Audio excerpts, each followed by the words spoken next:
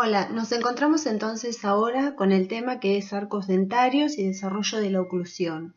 Nosotros sabemos que el desarrollo de los arcos dentarios es un proceso complejo que va a comenzar en la vida embrionaria y prácticamente se va a ir desarrollando a lo largo de toda la vida, ya que no presenta condiciones que sean estables durante toda la vida, sino que está sometido a factores de orden general y local que actúan sobre esa oclusión y la van a ir modificando. Nosotros, como odontopediatras, tenemos la posibilidad de hacer un seguimiento de todo lo que va pasando en esa oclusión y poder ir viendo los cambios estructurales que se producen a través del tiempo para prevenir disgnasias o alteraciones que se produzcan en este desarrollo. Y cuando hablamos de la oclusión y del desarrollo de todos estos arcos dentarios, nosotros vamos a tener que volver a recordar los conceptos de crecimiento y desarrollo. Decimos crecimiento como el aumento de tamaño o de masa que se asocia con los cambios, es decir, nosotros podemos ver cómo un niño se va modificando en altura, en peso, podemos ir observándolo, es tangible, lo podemos medir. El desarrollo es el incremento, pero por una diferenciación progresiva, morfológica y funcional hacia la maduración. Son todos aquellos cambios cualitativos que se producen con la edad. Quiere decir que lo vamos a poder observar a través de la maduración de muchas funciones, desde la función de la deglución hasta funciones como tienen que ver como el sentarse, gatear, después caminar, etc. Para Graeber, crecimiento y desarrollo son procesos que se dan de manera simultánea e interdependiente y prácticamente son inseparables. Si nosotros entonces queremos saber cómo fue el desarrollo de los arcos dentarios y cómo se va estableciendo la oclusión, tenemos que comenzar a estudiar en las primeras fases del desarrollo, es decir, en la etapa prenatal durante la vida intrauterina. Y sabemos que en las primeras 4 semanas de gestación se produce el crecimiento de la cara, que el desarrollo máximo del esqueleto cartilaginoso se produce en el tercer mes de vida intrauterina y que en este momento también aparecen los gérmenes de las piezas dentarias. Vamos a poder recordar conceptos que tenemos de niños 2, como que los huesos craneales comienzan a diferenciarse entre sí. Y vamos a tener los huesos de tipo y origen cartilaginoso, como la base de cráneo y el cóndilo mandibular, y los huesos de origen conjuntivo o membranoso, como los huesos de la cara y la calota craneal. Vamos a observar que en la semana 16 se establece el reflejo de la succión y comienzan a aparecer algunos conceptos nuevos que tienen que ver con zonas y centros de crecimiento según Baume. Entonces, ahí estábamos hablando de que teníamos estudios realizados por Baume. ¿Y qué dice Baume? Que hay zonas o lugares de crecimiento y centros de crecimiento. Los centros de crecimiento son aquellos lugares donde hay actividad endocondral, es decir, todo aquello que tiene fuerza de separación tisular. En cambio, las zonas de crecimiento corresponden a los huesos membranosos y se producen a nivel de las suturas ese crecimiento y en el periósteo. ¿Qué demuestran todos estos estudios? Que la osificación endocondral es un mecanismo por el cual el esqueleto se desarrolla, ya sea en tamaño o en forma, de acuerdo a una predeterminación genética, aún a pesar de la interferencia mecánica que actúe desde el exterior. Ahora entonces vamos a ver qué es lo que pasa cuando ese niño nace. Con respecto a las cavidades glenoideas, vamos a ver que al momento del nacimiento son planas y eso es muy importante porque permite el movimiento antero-posterior de la mandíbula durante la función principal de ese niño, que es la succión. A medida que van erupcionando las piezas dentarias, que el niño va creciendo y cambia la alimentación y ya el movimiento no es nada más que hacia adelante y hacia atrás, sino que comienzan los movimientos excéntricos, entonces se empieza a esbozar la cavidad glenoidea, que va adquiriendo de a poco la forma que va a tener ese niño a medida que va creciendo. Con respecto a la cavidad bucal en el recién nacido, vamos a observar que tiene una especie de forma triangular. Fíjense en la tercera imagen, el niño que está dormido presenta una forma triangular con base labial inferior. Y vamos a ver que esos labios que se encuentran semiabiertos, es decir, no están sellados totalmente, podemos a través de ellos observar el rodete superior. Con respecto a esos rodetes, vamos a ver que ese rodete superior se encuentra adelantado con respecto al inferior, es decir, vamos a encontrar que tiene 5 a 6 milímetros de diferencia con respecto al inferior. Entonces nos da la sensación de que esa mandíbula se encuentra un poquito hacia atrás. La lengua, por su parte, presenta gran tamaño y está muy desarrollada. Cuando nosotros miramos a los bebés y están con la boca entreabierta, la lengua ocupa mucho lugar en la cavidad bucal de esos niños.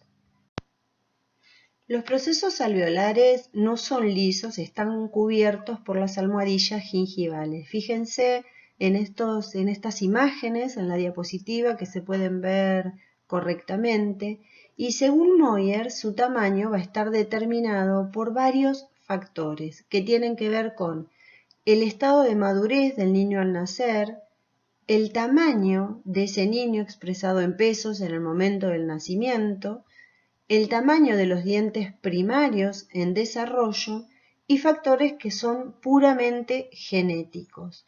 También la forma que tienen de herradura va a estar determinada desde la vida intrauterina.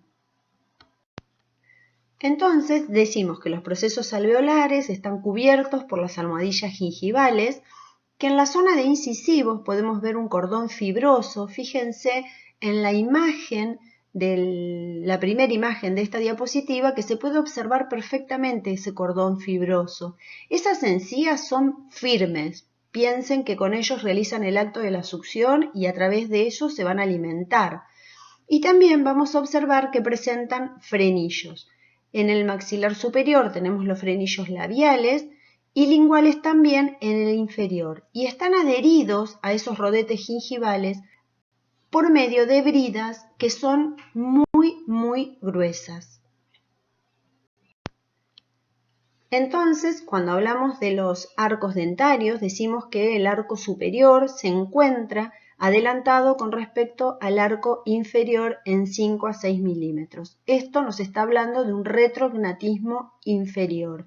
Y por otra parte, en el maxilar superior encontramos un micrognatismo, es decir, un maxilar pequeño todavía y que va a sufrir todo su desarrollo a través de las matrices funcionales que le van a ir dando forma, y la más importante va a ser la lengua.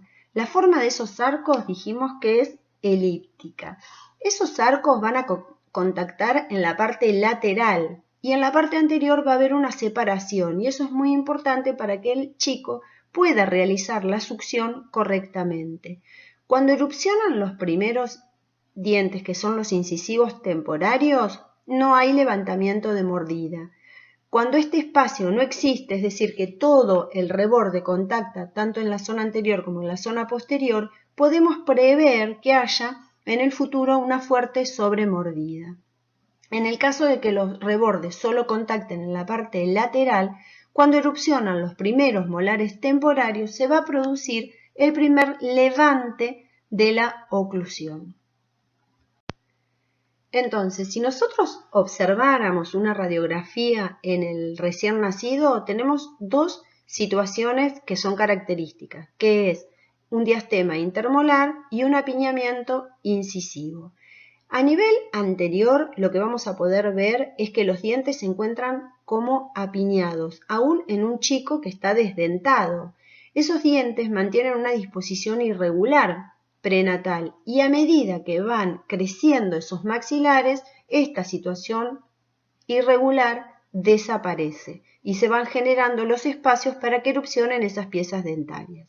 A nivel de los molares vamos a encontrar que hay una superposición vertical con un solapamiento a nivel de manera de escamas que tiene las características que cuando esas piezas vayan a erupcionar aparezca un diastema entre el primer y segundo molar primario.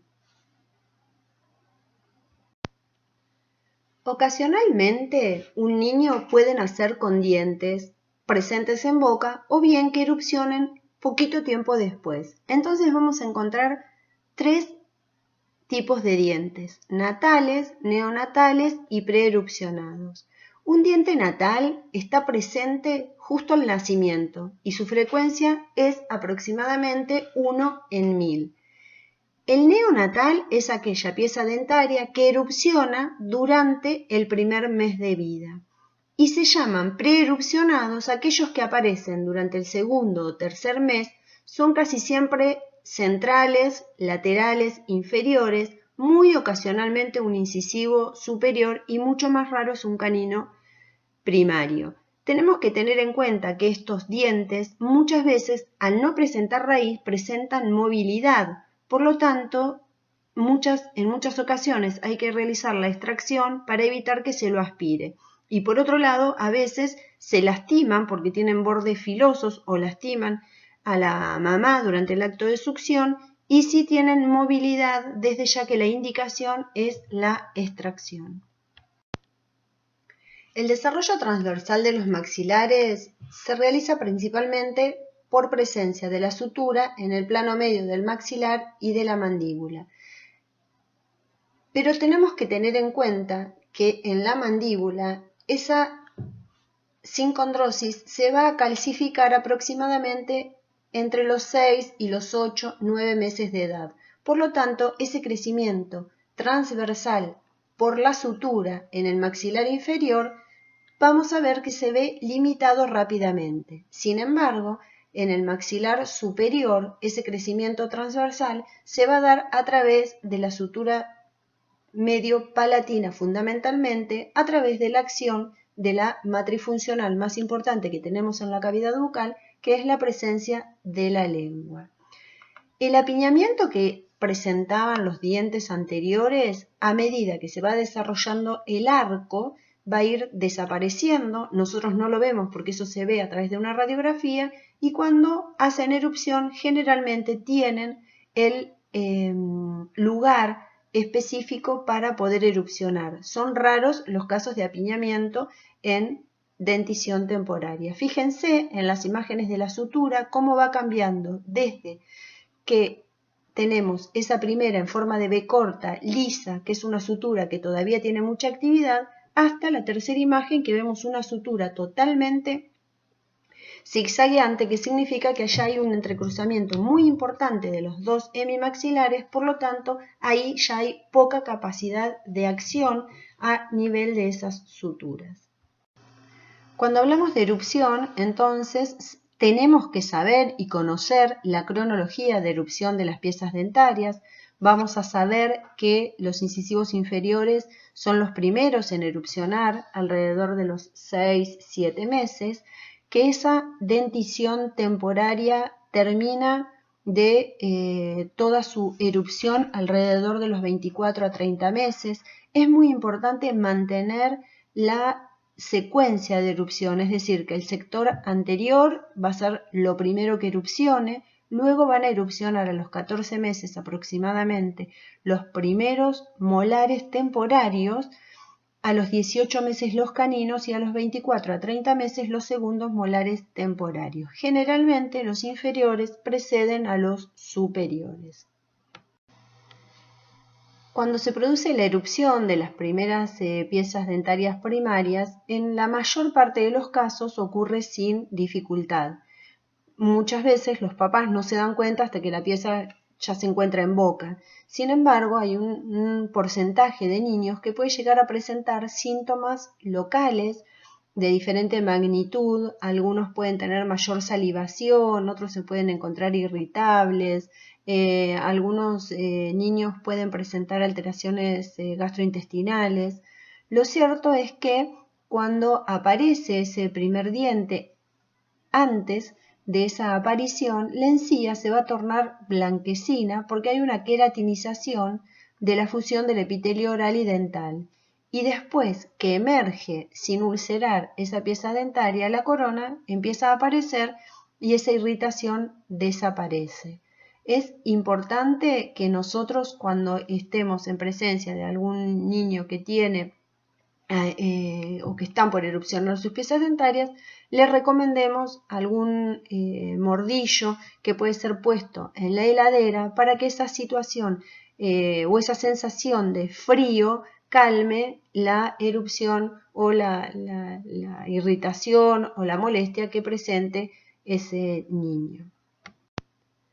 Cuando hacen erupción los 4 incisivos, vamos a poder establecer el primer tope anterior. Es decir, ahí ya el niño tiene la particularidad de poder comenzar a cambiar su forma de alimentarse. Hasta ese momento solamente se iba a alimentar con el pecho materno y ahora a partir del 6º mes, que es cuando empiezan a aparecer los incisivos, vamos a encontrar que aparece el primer tope anterior. Entonces la lengua ya no está tan afuera como pasa en los bebés y se pone de manifiesto una inducción al cierre céntrico, hay una repetibilidad en los movimientos de cierre y se establece el primer trípode oclusal que va a estar dado por las ATMs, ambas ATMs, y por otro lado por los dientes en el sector anterior.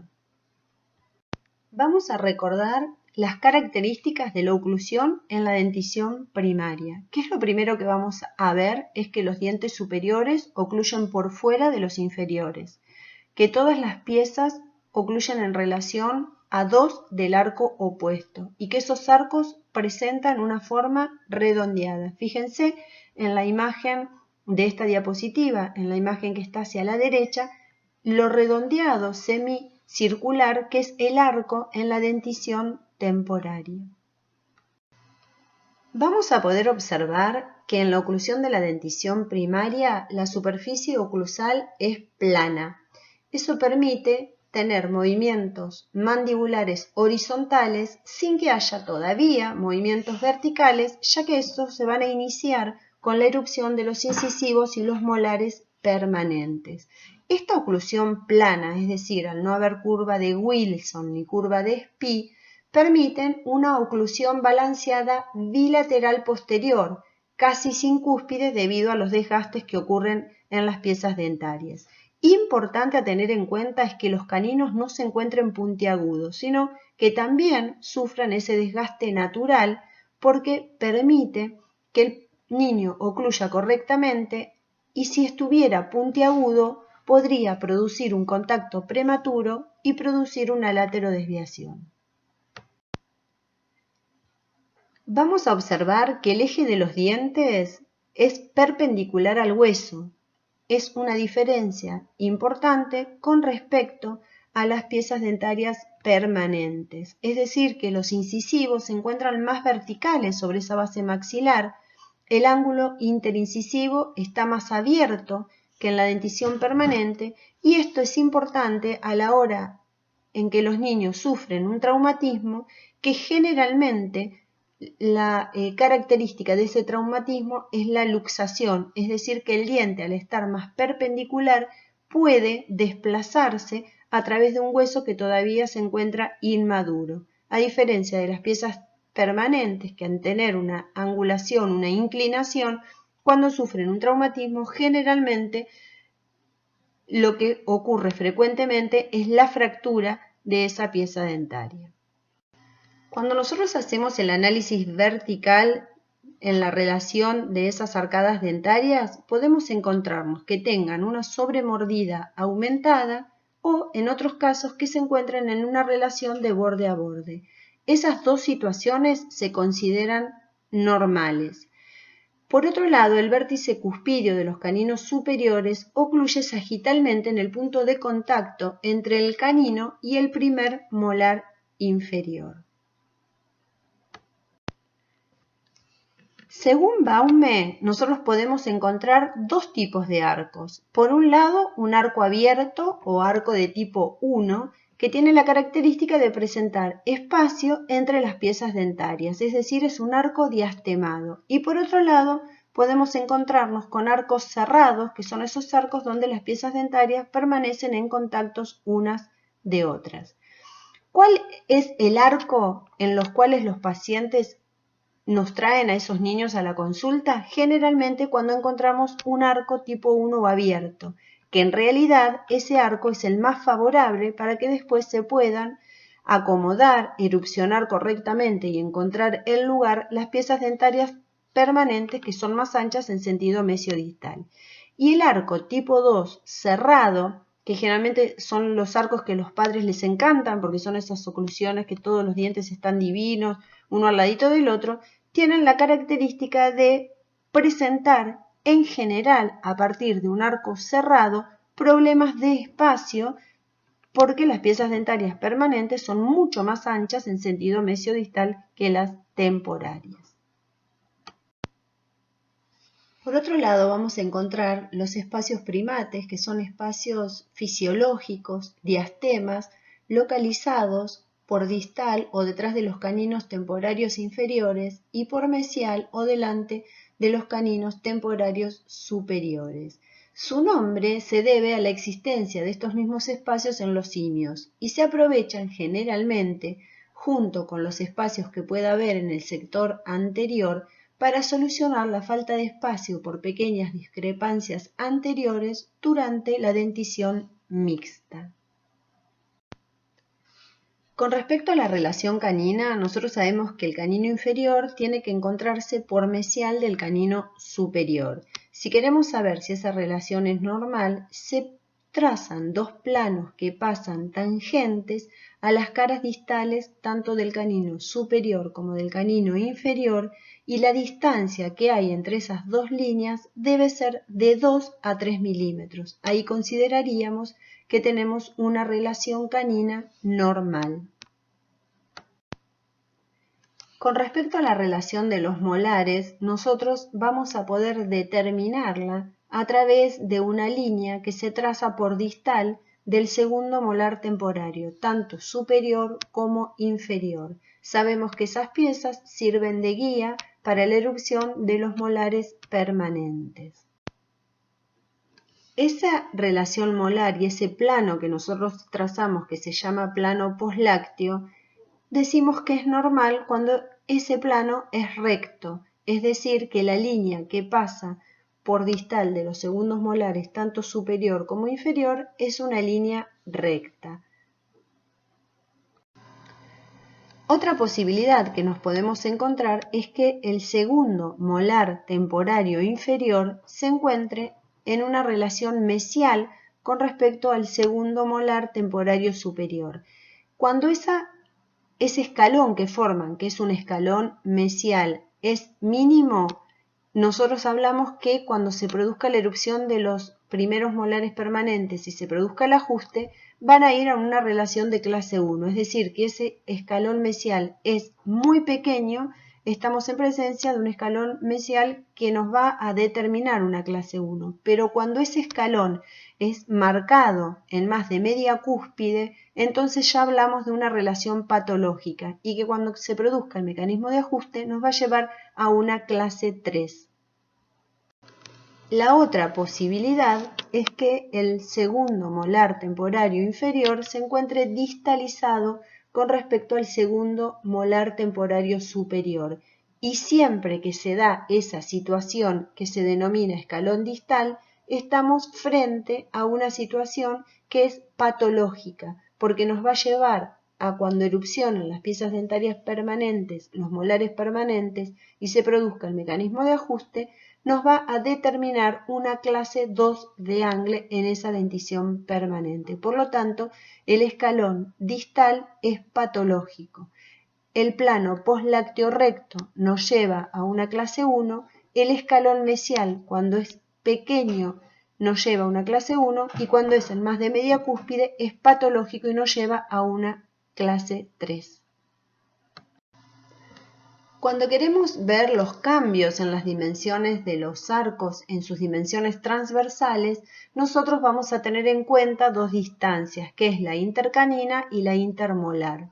Decimos que el ancho intercanino es la distancia entre las cúspides de los caninos primarios de ambos lados en línea recta. Si estuvieran desgastados, se toma el centro de la faceta, sin embargo, para algunos autores es mejor tomar la dimensión desde el margen cervical por estar menos sujeto a los cambios por el desgaste.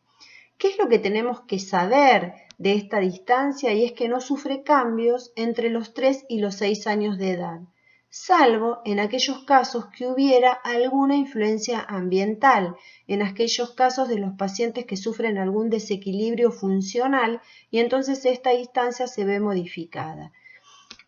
Si esa distancia no está modificada y es normal, vamos a tener que las piezas dentarias permanentes, es decir, los incisivos, se van a colocar correctamente en el arco. Por otro lado, la distancia intermolar es la tomada entre las cúspides mesiovestibular de los segundos molares primarios. También se puede tomar de una manera distinta, midiéndola en milímetros desde el nivel del margen cervical entre los dos molares primarios en vez de usar las cúspides si es que éstas se encuentran desgastadas y no nos da confianza ese lugar para tomar la medida. En sentido antero-posterior, nosotros podemos hablar de longitud o profundidad del arco y circunferencia o perímetro del arco. La profundidad del arco debemos tomar la distancia entre dos tangentes, una que toca el aspecto más labial de los incisivos en su punto medio y la otra a la superficie distal de la corona de los segundos molares primarios. Cuando hablamos de circunferencia o perímetro del arco, que es la que se utiliza más comúnmente, es tomada de manera diferente por los diferentes autores que podemos encontrar en la bibliografía y nosotros vamos a tomar aquella que se mide desde la cara distal del segundo molar primario alrededor del arco sobre los puntos de contacto y bordes incisales en una curva suave hasta la cara distal del segundo molar primario del lado opuesto. Entonces, alrededor de los 2 años y medio a 3, la mayoría de los niños tiene la dentición primaria completa. Y si bien podemos encontrar muchos autores que dicen que hay muy poca modificación en los arcos hasta la aparición de las piezas dentarias permanentes, se sabe también que según algunos estudios, por ejemplo de Baume, aproximadamente desde los 4 años de edad hasta la erupción de los molares permanentes, las dimensiones sagitales de los arcos dentales superior e inferior permanecen sin cambio, pero puede ocurrir después de la erupción una leve disminución de la longitud de los arcos como resultado de la migración mesial de los segundos molares primarios. Es importante entonces que nosotros tengamos conocimiento sobre la normalidad, porque eso nos va a permitir realizar un correcto diagnóstico en la dentición temporaria. Si nosotros lo que queremos es prevenir alteraciones e interceptar cuando se presentan para evitar alteraciones mayores, es importante que tengamos en cuenta algunos signos normales en la dentición primaria que deben ser observados. Por ejemplo, que haya presencia de los espacios primates, que los dientes anteriores se encuentren separados, es preferible una leve sobremordida y resalte, que el plano terminal se encuentre recto, que la relación canina se encuentre normal, que la inclinación de los dientes anteriores sea vertical y que los arcos en un principio sean circunferenciales. Todo esto es muy importante que se presente porque va a hacer que se establezca una oclusión a medida que vayan erupcionando las piezas permanentes correcta. El análisis de Carrea nos permite evaluar pérdidas de espacio, atresias y simetrías del arco dentario. Carrea dice que el perímetro del segundo molar temporario inferior extendido corresponde a la distancia cérvico-palatina que existe entre los dos primeros molares temporarios.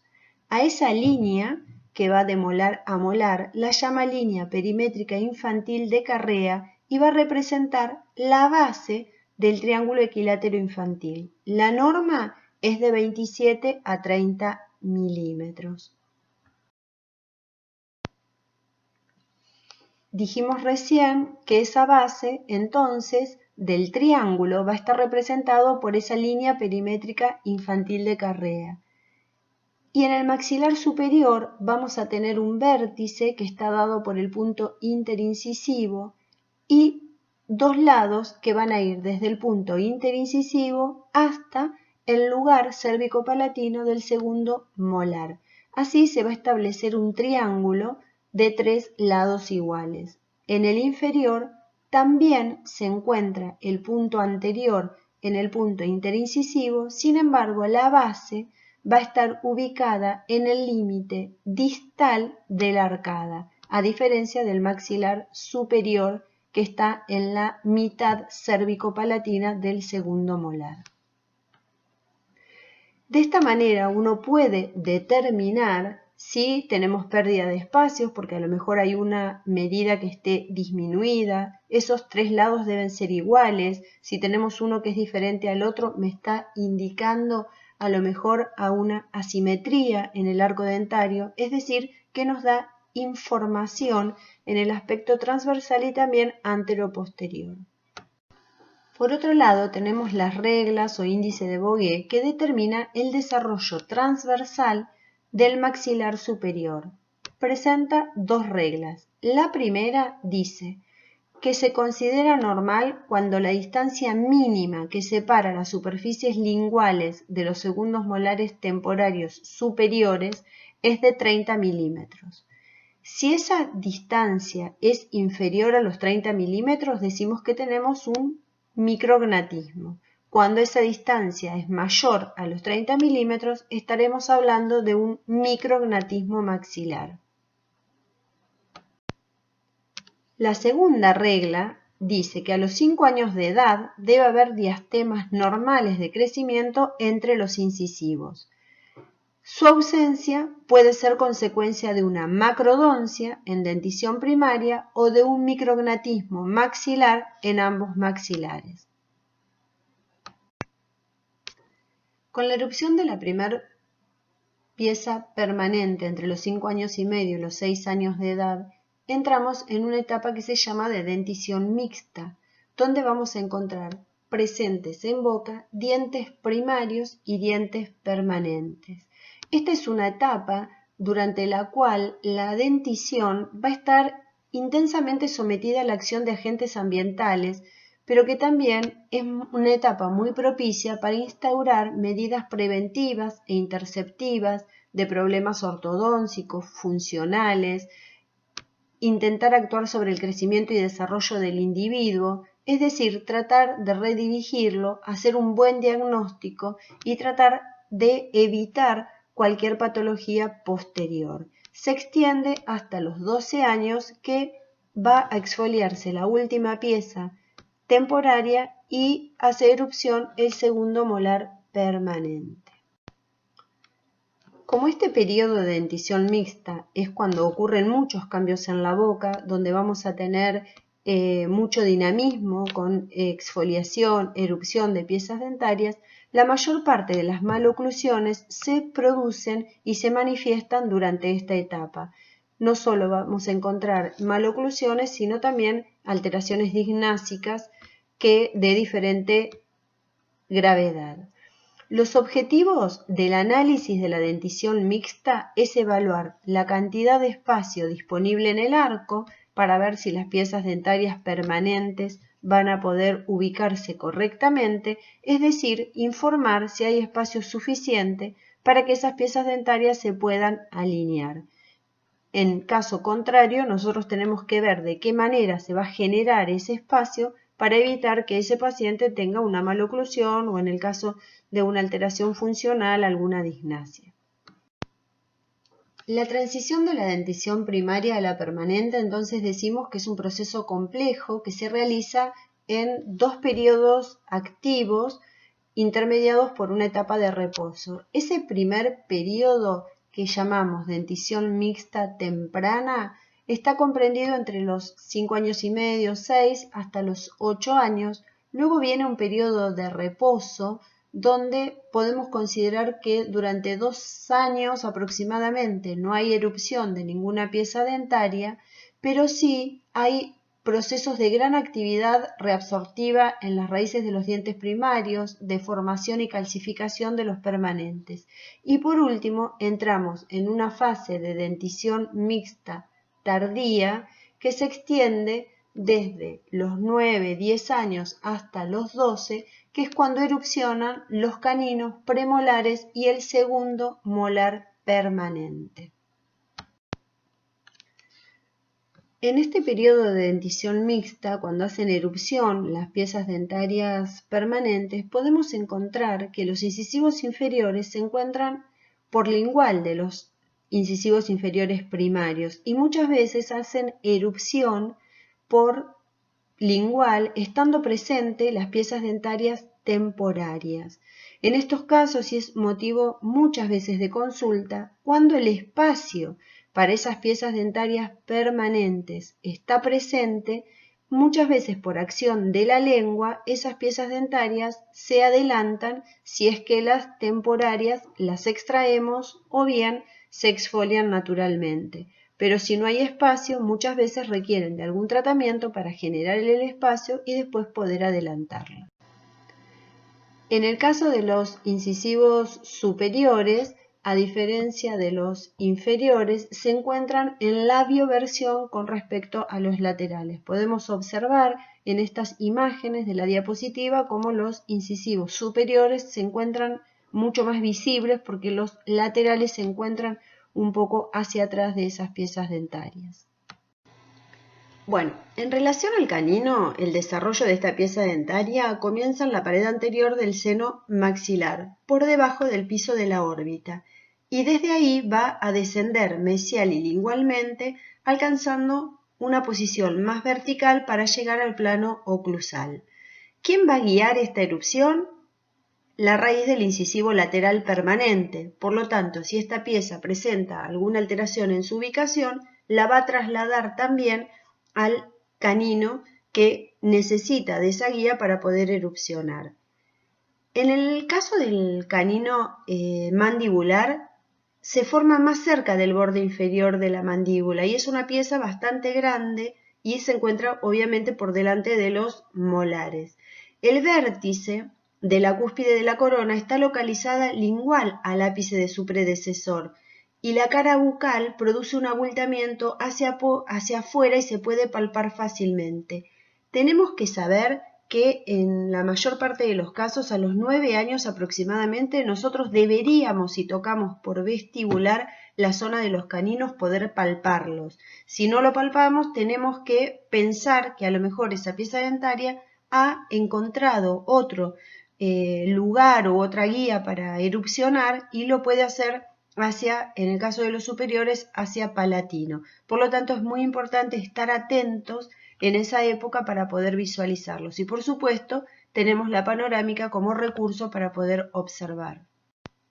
Entonces, dijimos que la guía para la erupción del canino es la raíz del incisivo lateral. Entonces, cuando esos caninos están altos y se apoyan sobre la raíz del lateral, abren las piezas dentarias como si fueran un abanico y se denomina esa etapa del patito feo, porque piensen ustedes que estábamos en un nene de 7 años con todos los dientes temporarios pequeños, bien alineados, y aparecen piezas dentarias permanentes mucho más grandes. Todavía la cara del niño no se ha desarrollado totalmente, entonces estas piezas aparecen como muy grandes y encima comienzan a aparecer esos espacios, esos diastemas, producto de la presión que está haciendo el canino sobre la raíz del lateral para poder erupcionar. Una vez que ese canino comienza a descender, llega un momento que ese espacio que va produciendo se va a ir cerrando, pero mientras tanto esta etapa se la denomina etapa del patito feo. Entonces decimos que desde los 8 a 10 años empieza a palparse la prominencia del canino en el fondo del vestíbulo. Si no lo palpamos a los 10 años, entonces vamos a tener que valorar a través de una radiografía la posición y la reabsorción radicular del canino temporario. Si el canino permanente se observa en una radiografía frontal al nivel de la mitad distal de la corona del incisivo lateral, es de mejor pronóstico. Si se evalúa que existe una discrepancia óseo-dentaria, entonces tendremos que hacer algún estudio ortodóntico. Como clínico, nosotros debemos sospechar de caninos incluidos en dos momentos. Antes de los 10 años, si existen antecedentes familiares de caninos impactados y si el paciente tiene incisivos pequeños, conoideos o agenesias. Y después de los 10 años, si hay asimetría en la palpación de la eminencia canina, si no se palpan los caninos, o si hay una inclinación del lateral hacia distal, aunque no se asocie necesariamente con ninguna patología. Es decir, que nosotros podemos prevenir que ese canino quede impactado o se vea impedido totalmente la erupción. Hay muchísimos estudios que se pueden hacer para ver si esa inclinación del canino es favorable o no, si tenemos que hacer alguna liberación, si hay que hacer la extracción de alguna pieza dentaria para favorecerlo. Todo eso forma parte de un diagnóstico precoz para evitar problemas luego de la erupción de esa pieza dentaria.